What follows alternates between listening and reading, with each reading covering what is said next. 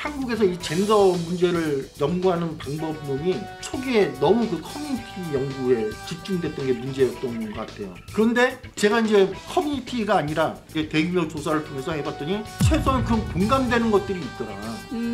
이거 너무 중요한 얘기인 것 같아요. 그래서 경력단절 여성에 대해서는 20대 여성뿐만이 아니라 20대 남성에서도 동의 비율이 굉장히 높아요. 반대로 군복무 남성에 대해서는 뭔가 이제 대우를 해줘야 된다. 사회적으로 국가적으로 뭔가 해줘야 된다는 건 20대 남자뿐 아니라 20대 여성에서도 공감이 높아요. 저희가 지금 벌써 1시간 반 정도 이야기를 나누고 있는데 계속 듣다 보니까 이 얘기를 좀 빨리 해야 될 것 같아요. 그럼 이제 우리 2030은 어떡하냐. 네, 그래서 사실 장기적으로 남녀 갈등이 커지거나 실질적으로 커지고 있는 상황이고 또 사회적으로 부각이 되는 것 자체가 사실 2030 세대한테 좋지 않잖아요. 그러면 우리가 좀 어디서부터 이 갈등들을 줄여나갈 수 있을까? 또 정치권과 개인들은 어떤 역할을 해야 되나? 이런 질문들이 좀 들거든요. 그러니까 20대 남자 여자 일반 집단의 분포를 보면 사실은 그 중간적인 생각을 가진 거에 가장 이제 많은 포진을 하고 굉장히 극단적인 생각을 가진 사람들은 극소수죠. 그러니까 이 젠더 갈등을 보는 관점에서도 극단적으로 남성만 차별받고 있다라고 생각하는 이런 그룹과 남성 차별이 많지만 그래도 여성 차별도 있다라고 그걸 인정하는 이거는 굉장한 차이거든요. 네네네. 그러면 어떤 사람들이 다수인 거냐? 20대 남성에서 그 혹은 반대로 20대 여성에서도 극단적으로 이제 남성을 어떤 집단에서는 무슨 혐오하는 것처럼 보이는 커뮤니티 이런 것도 있잖아요. 근데 그런 사람들이 진짜 20대 여성들의 다수인 거냐? 이제 저는 그거를 이제 봐야 되는데 저는 한국에서 이 젠더 문제를 연구하는 방법론이 초기에 너무 그 커뮤니티 연구에 집중됐던 게 문제였던 것 같아요. 그러니까 뭔가 데이터가 있어야 되니까 워딩 데이터를 따기 위해서 그 커뮤니티에서 나온 워딩들을 얘기들을 하는데 그 커뮤니티들이 제가 조금 거칠게 표현하면 사실은 정상 분포로 보면 굉장히 극단에 있는 사람들이 그런 커뮤니티에서 활동을 하고 또 아까 그 좋아요 뭐 이런 거 추천수 받는 게 자극적일수록 많이 받잖아요. 그래서 정상적인 분포에서 놓고 보면 양쪽 모두 이 극단적인 사람들의 목소리들이 커뮤니티에 과다에 대표되고 그런데 그걸 위주로 연구가 되고 또 그걸 위주로 보도가 되다 보니까 계속 극단의 의견들만 재생산되는 거네요. 그러니까 극단이라는 게 극단의 지점이 뭐냐면 상대방이 차별받고 있는 지점에 대한 저는 인정과 존중이라고 생각을 하거든요. 그러니까 우리가 차별받는다는 인식은 얼마든지 가질 수가 있는데 남성이건 여성이건 저는 남성이라고 차별받지 않는 거라고 생각하지는 않거든요. 우리의 학력 차별, 뭐 지역 차별 워낙 많은 차별들이 있는데 남자도 저학력 혹은 저소득 그럼 그런 쪽에 차별이 가능하죠. 성별만 가지고 차별받는 게 아니라 이 사회적인 공간 속에서 살기 때문에 성별로만 순수하게 가는 차별 요인들은 오히려 적죠. 그러면 다른 요인들로 인한 차별들이 얼마든지 있을 수 있는 건데 그러면 그런 차별들에 대해서 서로 존중하고 공감하고 힘을 합하고 뭐 이래야 되는데 그런 커뮤니티에서는 우리만 차별받고 상대는 차별받지 않는다라는 이런 극단성이 저는 거기에 있다고 생각을 해요. 그러니까 상대가 차별받는 지점에 대한 인정과 존중의 부재 그게 극단성인데 그게 대표적으로 드러나는 게 뭐냐면 평균적인 여론조사를 해보면 최소한 경력 단절 문제 그리고 성적인 어떤 위협의 문제 이 부분에서 여성이 차별받거나 한국 사회에서 위협을 받고 있다는 것에 대해서는 20대 젊은 남자들 대다수가 동의를 해요. 그리고 반대로 20대 남자들도 남자들이 차별받는 요인으로서 그 20대 남자가 가장 민감하게 생각하는 게 그 문제거든요. 군대 아닐까요? 네. 그 문제예요. 그런데 그 문제에 대해서 여성 남형 커뮤니티에서는 너네 어른들은 옛날 어른들은 그런 거 불평도 안 하고 갔는데 너네들은 왜 이렇게 찌질하게 이러니? 굉장히 이제 조롱조의 이제 공격들이 있고 반대로 아까 그런 경력 단절 문제나 성 위협에 대해서 그 극단적인 여형 커뮤니티에서는 요즘 시대가 바뀌었고 무슨 여성들이 경력 단절 차별을 받냐. 그러니까 누가 봐도 명백해 보이는 그 차별 요인들에 대해서 인정 안 하는 목소리들이 그런 커뮤니티에서 넘쳐나는데 이 사람들의 얘기를 가지고 20대 남자 여자의 목소리 일반적인 목소리라고 우리가 분석들을 했던 거죠. 그런데 그걸 보면 그 상대 집단은 다시 열받는 거예요. 아니 경력 단절 이렇게 명백한 현실도 인정을 안 해? 아니 성폭력 이렇게 명백하게 있는 이런 것도 인정하는 게 20대 남자야? 그러면 20대 남자 이 쓰레기 노답이네. 표현을 좀 거칠게 하면 이렇게 가는 거고 반대로 20대 남자는 아니 우리도 사실은 그 좋은 그 청춘의 시기에 그러니까 최근에 인터뷰했던 것 중에서 그 표현이 있던데 여자면 경력 단절인 게 아니라 남자도 경력 단절인 거다. 군대도 그것도 경력 단절인 거다. 그러면 우리도 나름의 경력 단절 하고 있는데 왜 우리의 이 경력 단절에 대해서 인정을 안 하냐. 이게 이제 하는데 아까 그 여성 커뮤니티 보면 그 조롱을 한다니까요. 예전 어른들은 군말 없이 갔는데 너네들은 왜 이렇게 찌질하게 그 커뮤니티의 얘기를 본 20대 남자들은 열폭하는 화가 거예요. 나죠. 네. 그런데 제가 이제 커뮤니티가 아니라 조사를 통해서 이제 대규모 조사를 통해서 해봤더니 최소한 그 공감되는 것들이 있더라. 이거 너무 중요한 얘기인 것 네. 같아요. 그래서 경력 단절 여성에 대해서는 20대 여성뿐만이 아니라 20대 남성에서도 동의 비율이 굉장히 높아요. 반대로 군복무 남성에 대해서는 뭔가 대우를 해줘야 된다. 사회적으로 국가적으로 뭔가 해줘야 된다라는 건 20대 남자뿐 아니라 20대 여성에서도 공감이 높아요. 제가 지금까지 강연이나 발표 다니면서 그 보는 사람들 집단에서도 남녀간의 미묘한 그게 있어요. 약간이라도 좀 이쪽에 하는 얘기 이런 거 하면 이쪽 표정이 굳어지고 또 반대할 때는 반대 표정이 굳어지고 굉장히 그런데 한순간에 싹 이게 뭔가 해소되는 느낌이 드는 때가 있는데 그게 이 그래프 보여줬을 때예요. 그건 뭐냐면 좀 안심이 된다고 할까나. 그러니까 20대 남자들은 20대 여자들이 우리들이 군복무하고 있는 이거에 대해서 전혀 공감을 안 하고 이해 못하는 줄 이해 알았는데 못하고 그러는 줄 알았는데 데이터 보니까 20대 여자가 다 그런 게 아니네. 그리고 반대로 20대 여자분도 우리가 생각할 때 누가 봐도 자명한 경력 단절 문제에 대해서 20대 남자가 커뮤니티에서 보면 막 그거 가지고 그런 차별이 어딨냐 막 냉소하고 혐오적인 표현하는데 그게 아니라 20대 남자의 대다수가 경력 단절 여성에 대해서는 최소한 뭔가 국가가 뭔가 해야 된다라는 것에 공감하고 있더라. 이것만 보여줘도 저 집단이 내가 생각했던 그런 극단적이거나 그렇게 문제 있는 집단은 아니구나. 최소한의 어떤 뭔가 통할 수 있는 최소한의 어떤 이거는 있는 집단이구나라는 그걸 느껴요. 그리고 다음 페이지 보시면 육아나 경력 단절 그리고 군 급여 인상, 성범죄 처벌 강화 뭐 이런 쪽에서는 남녀 차이가 없어요. 근데 여성의 고위직 확대나 이제 여성의 군복무화 이런 거 보면 이런 거는 확 갈리죠. 남자 여자. 근데 경력 단절, 군대에 대한 뭔가 보상 그리고 성범죄에 대한 뭔가 처벌 이런 거에 대해서는 남녀 간의 인식 차이가 없다는 건 최소한 제 해석은 그런 거예요. 20대 남자도 최소한 저 영역에 대해서는 여성에 대한 차별을 인정을 하는 거예요. 경력 단절 그리고 성적인 위협 그리고 반대로 20대 여성 젊은 여성들의 대다수가 남자들이 군대 가는 거에 대해서 저거는 뭔가 보상을 받아야 될 사회적 국가적 차별이라는 걸 인정을 하는 거죠. 네. 저거에 존중을 해주는 것. 그래서 이렇게 공감대가 있는 것에서부터 그게 있다는 걸 알게 되면 훨씬 양 집단 간의 그 정서적인 어떤 공격성, 적대감 이거는 상당 부분 완화되는 이거 하나 이제 말씀을 드리고 싶고 조금 전에 말씀드린 건 사실은 둘 다 차별받는 영역이 있을 수 있다라는 거예요. 그러면 그거에 대한 상호 존중부터 시작을 하면 갈등이나 이런 거는 훨씬 완화될 거라는 게 조금 전에 말씀드린 거고 두 번째는 뭐냐면 그러면은 과정에서도 최소한 그 실태에 대해서는 우리가 자꾸 공유지식을 늘려가야 돼. 무슨 얘기냐면 이쪽에서는 이런 통계를 가지고 설명하고 저쪽에서는 저런 통계를 가지고 설명을 해요. 그러면서 결과적으로는 인식은 해소가 안 돼. 둘 다 팩트니까 네. 우리 팩트가 맞아. 아니야. 네. 우리 팩트가 맞아. 맞아요. 이렇게 싸우는 거죠. 성불평등 현실에 대해서 객관적으로 진단해주는 이런 게 필요한데 저는 지금 한국 사회의 이 젠더 문제가 뭐냐면 이쪽은 이쪽 통계 가지고 자기들끼리 얘기하고 저쪽은 저쪽 통계 가지고 자기들끼리 얘기하고 사실은 이 양쪽이 같이 얘기하는 공간이 거의 없어요. 저건 독일의 사례인데 독일은 이제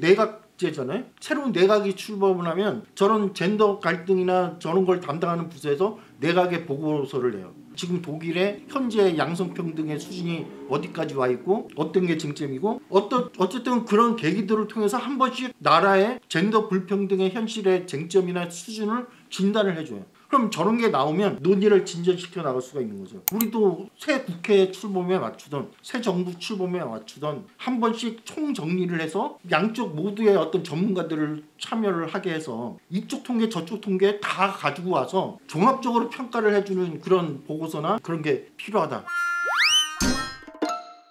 이 그래프는 뭐냐면 경제적인 상황이나 이런 사회적인 상황이 영향을 미치지 않겠느냐. 근데 실제로 미쳐요. 특히 여성 차별에 대한 인식에서는 경제 인식에 영향을 미쳐요. 경제가 좋아졌다라고 볼수록 이제 훨씬 갈등을 좀 완화해서 인식하는 게 있고, 경제가 나쁘다고 생각할수록 훨씬 더 갈등을 심각하게 느끼게 돼요. 그러니까 저런 효과가 있어요. 근데 오른쪽 그래프가 뭐냐면 저게 문재인 정부 2018년도부터 2024년도까지의 경제 인식이에요. 한국 국민들의 국가 경제에 대한 평가인데, 빨간 게 뭐냐면 현재에 대한 평가. 경제가 뭐 좋다고 느끼냐 나쁘다고 느끼냐 요거. 거기서 그러니까 좋다고 응답한 비율에서 나쁘다고 응답한 비율을 뺀 거예요. 그러니까 마이너스로 갈수록 나쁘다는 응답이 많았다는 거죠. 현재 평가에서 굉장히 나쁘고 60대 마이너스 60대에서 왔다 갔다 했고 문재인 정부 때. 그리고 전망 앞으로 나아질 것 같으냐 어떨 것 같으냐 물어봤을 때가 하늘색이에요. 근데 그것도 거의 같이 비슷하게 움직이죠. 그렇긴 한데 앞으로 나아질 거라는 거에 대해서는 조금 기대 섞인 평가들이 가요. 그래서 현재보다는 조금 더 이제 위쪽에 나오는데, 그걸 이제 합산해서 이제 평균한 게 이제 가운데 국가 경제 체감도 지수인 거예요. 근데 그게 문재인 정부 때는 마이너스 20부터 시작을 해서 대체로 더 떨어지고 마이너스 40까지 막 떨어졌다가 지금 60인데요. 마이너스 한 40에서 이제 문재인 정부 시기가 끝났죠. 그런데 윤석열 정부 때는 지금 그게 더 떨어진 거예요. 훨씬 더 많이 떨어졌죠. 그러니까 마이너스 지금 60, 특히 현재 평가는 마이너스 80이라는 건 한 90%는 나쁘다고 하고 10% 정도 좋다고 답했을 때 마이너스 80이 나오는 거예요. 그러니까 굉장히 지금 나빠진 상태인데, 저렇게 나빠지면 나빠질수록 이런 갈등에 대해서 훨씬 더 심각하게 느끼는, 그러면 거기다가 약간만 불 지르면 굉장히 강한 불이 타오를 거라는 거예요. 근데 오늘은 제가 발표를 안 했지만 사실은 윤석열 정부 시기에 갈등에 대한 체감도를 보면 역설적이게도 사실은 젠더 갈등은 완화됐다고 사람들이 인식을 해요. 그러니까 무슨 얘기냐면 막 여성가족부 폐지 막 이렇게 젠더 갈등을 동원했기 때문에 윤석열 정부 시기에 젠더 갈등이 굉장히 악화될 거다 이렇게 우려를 했었는데, 그러기 전에 사실은 국민의힘 내에서 이준석 대표하고 뭐 이제 친윤 막 이런 싸움이 나면서 이준석 대표가 이제 분당을 하잖아요. 그러면서 집권당인 국민의힘이 이런 젠더 갈등을 다시 강하게 동원할 그 리더가 없어졌죠. 그리고 또 하나는 저것도 있어요. 젠더 갈등 동원했고 속된 표현으로 재미를 국민의힘이 많이 봤죠. 그런데 선거 막판 돼서 그걸 너무 하니까 여성들도 또 결집을 해서 결과적으로 보면 상세가 많이 됐어요. 그래서 이 젠더 갈등을 좀 동원하는 걸 조금 자제하는 분위기가 보수당 국민의힘 내에서도 생겼고, 그러니까 이준석 대표가 사라지니까 그걸 나서서 하는 사람이 없는 거예요. 그러니까 그거는 그런 거에 대한 우려도 작동을 한 거고, 더불어민주당도 막판에 20대 여성들이나 여성들이 확 이렇게 올라가서 격차를 이제 줄이긴 했지만 자기들도 몇 년 동안 본 거 아니에요. 20대 남자나 젊은 남자들이 확 결집을 하니까 굉장히 무섭구나 이걸 알게 되면서 요즘은 그러니까 자칭 페미니스트 선언은 이런 게 없어졌어요. 그렇네요. 최근 그쵸? 몇 년 동안. 또 아까 잠깐 봤지만 안티페미니즘이 2030에서 끝나는 게 아니라 4050까지 가고 있거든요. 그렇기 때문에 지금 민주당이나 이쪽에서도 그런 젠더 문제는 상당히 금기시화하는 이런 분위기가 있거든요. 그러니까 그런 게 동원이 적어지다 보니까 사람들이 느끼는 젠더 갈등의 체감도가 윤석열 정부 시기에 굉장히 완화됐어요. 제가 그 얘기를 왜 하려고 했냐면, 젠더 갈등이 이렇게 완화됐지만 그렇다고 해서 지금 해소된 게 아니라 저런 경제적인 게 나빠지고 또 워낙에 정체성 갈등의 성격을 가지고 있기 때문에 누군가 또 불을 지르고 그러면 굉장히 다시 올라갈 수도 있는 상황인데, 그런 걸 좀 완화하려면 경제 상태가 빨리 이제 개선이 돼야 되는데, 특히 지금 계엄 이후에 지금 경제적인 지표들이 맞아요. 너무 안 좋잖아요. 너무 좋지 않고. 빨리 계엄 국면이 정상화돼서 경제나 이런 것들이 뭔가 다시 좀 회복되는 이런 쪽으로 돌리는 게 젠더 갈등을 위해서도 중요하다. 요거 이제 하나 부가적으로 얘기하고 싶었고, 생각보다 강론으로 들어가면 합의를 해서 풀 수 있는 문제들도 많지만 사실 우리 사회가 그전 대화들을 충분하게 하지 않았다라는 생각이 좀 많이 들었고, 방금 해주신 얘기도 아까 얘기하셨던 그런 젠더 갈등 보고서나 뭐 정책 토론 같은 것들을 통해서 사실 우리 서로 말 좀 통하는 사람들이야 이런 걸 좀 확인할 수 있는 기회 자체가 많아져야 되는데 근데 그게 정말 개인의 노력으로 할 수 있는 것보다 정치나 미디어의 역할이 너무 크다는 생각이 좀 들거든요. 네, 제가 개인으로 맘먹는다고 해가지고 다 바꿀 수 있는 문제가 아닌 것 같아요. 맞아요. 이제 저희 정치가 역할을 좀 저희 이제 뭐라고 요구하면 좋을까요? 정치권에. 근데 저는 뭘 해야 된다라는 얘기보다는 뭘 하지 말아야 된다라는 얘기를 더 정치권에는 해주고 싶어요. 계속 오늘 얘기 중에서 일관되게 얘기를 하고 있지만 이 갈등 요소를 정치적으로 동원하지 마라. 그게 더 집단 간 적대감과 공격성을 더 상승시키기 때문에 이걸 가지고 덕볼 생각을 하지 마라. 그러니까 저번에 보니까 잠깐은 이득 보는 것 같지만 결과적으로는 이제 상대 집단도 또 결집을 시켜서 실제 표의 득실로 보면 사실은 상쇄되는 거고 근데 남는 거는 그 집단 간 갈등은 있잖아요. 상처와 갈등과. 물론 이건 쉽지는 않을 거예요. 당장 표를 받아서 이겨야 되는 승부를 하는 사람들한테 표를 눈앞에 거기는 눈앞에 표 몇 번만 되더라도 하려고 할 텐데 그거 하지 말라는 게 현실적인 제언이 되는지는 모르겠지만 어쨌든 그런 거 하지 마라. 두 번째는 어설프게 편들지 마라. 그러니까 그러니까 제가 보기엔 다양한 차원에서 다양한 차별들이 이 사회에 존재를 해요. 저는 그거는